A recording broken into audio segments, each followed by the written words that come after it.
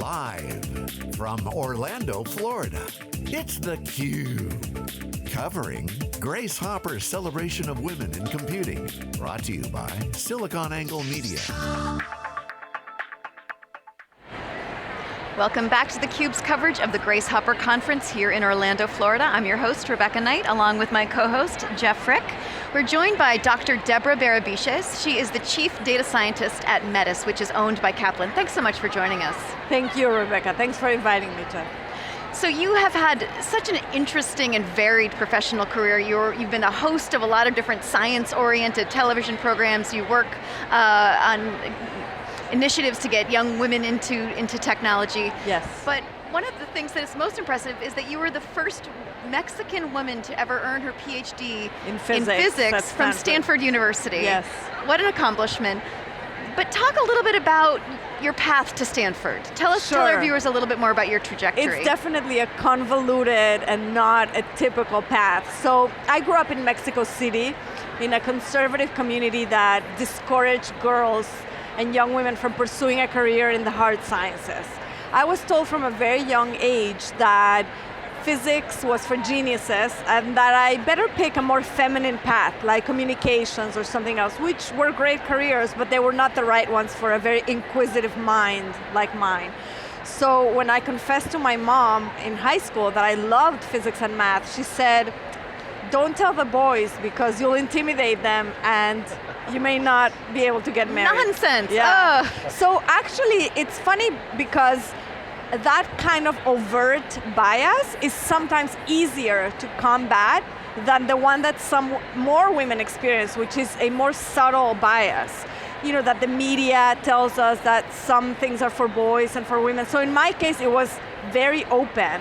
And so it almost gave me more courage to try to fight against it.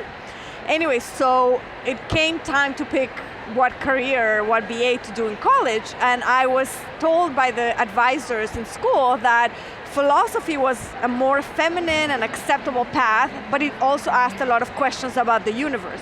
So I enrolled in a local college in Mexico City to study philosophy. But the more I tried to stifle my love for physics and math, the more that inner voice was screaming, this is your path, you have to do it. You have to study physics.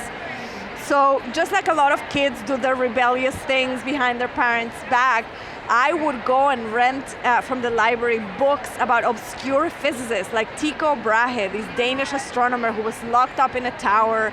And I was thinking, I'll be just like him, kind of antisocial, nobody will like me, but at least I'll have my data and my numbers to keep me company. This was your teenage rebellion? Yes. Is reading about brooding philosophers. Yes. Okay.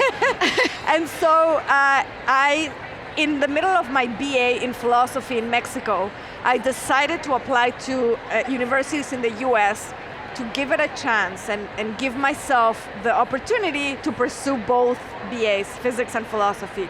I was very fortunate to get a full scholarship to attend Brandeis University. And I say that because in Mexico, universities are about 8 times less expensive than in the US, so I could have not afforded to go anywhere else. So while at Brandeis, I took the courage to take a very general course in astronomy and very little math, introductory course, and there I met the teaching assistant who was a graduate student by the name of Rupesh. He was from India.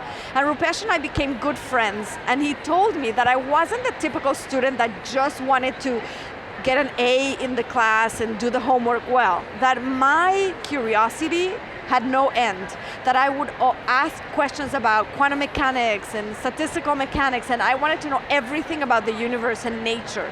So one time we were walking in Harvard Square and I realized that I was the only one who could make my dream of becoming a physicist happen. So with teary eyes, I told Rupesh, I don't want to die without trying. I just don't want to die without trying to do physics. So he called his advisor on a payphone. He was the head of the graduate student committee, so he called me to Brandeis. He handed me a book called Div, Grad, and Curl, Vector Calculus in 3 Dimensions. For me, it was an alien language. He said to me, there's a problem because the BA in physics takes 4 years and your scholarship is only for 2 years. But guess what? Someone else has done this at Brandeis. His name is Ed Witten. Do you know who he is? He switched from history to physics. I said, you're kidding. Ed Witten is a very famous physicist, the father of string theory.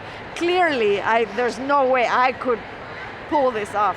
So he says to me, I give you 2 months this summer. If by the end of the summer you pass a test on this one book, I'll let you skip through the first 2 years of the physics major so you can complete the BA in only 2 years. Rupesh decided to mentor me and tutor me 10 hours a day for 8 weeks. And I tell the story of Rupesh because I always wanted to pay him back.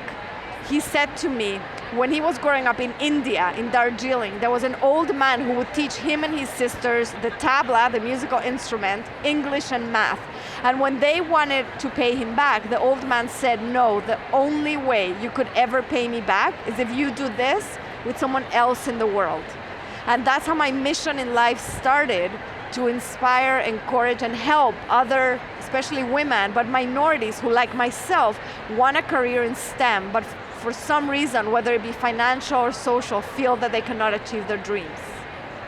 Great story. Yeah, wow, incredible. And then you asked about Stanford, so then I went back to Mexico and I was doing a master's in theoretical physics, and I was again told by my community, okay, you've got it over with, stay here, get married, and stay as part of the community, but I was still more hungry for knowledge and to do more physics.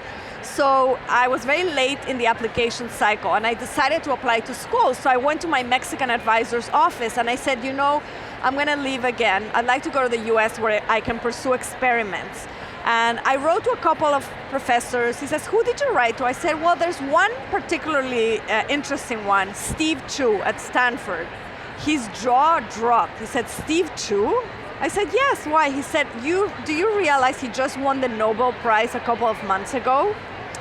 And Steve Chu later became Secretary of Energy in the US. I was so fortunate that he received my email with interest, invited me to work directly with him at Stanford. And that's how my career started. It's such a mix of fortuitousness, serendipity, Boldness. but also doggedness on your part. So exactly. I mean, really, there's a lot going on. Yeah. Don't be shy. So this gets to our final question, really, which is, what's your advice for the younger versions of you? Yeah. Well, the first thing is that it was not all easy for me. There was a lot of failure along the way. And my first advice is the people who get to the end of the line and succeed in life are not the ones that simply persevere and get everything right. They're the ones that keep getting up and succeeding step after step. It's the courage to get to the end and persevere even when failure exists.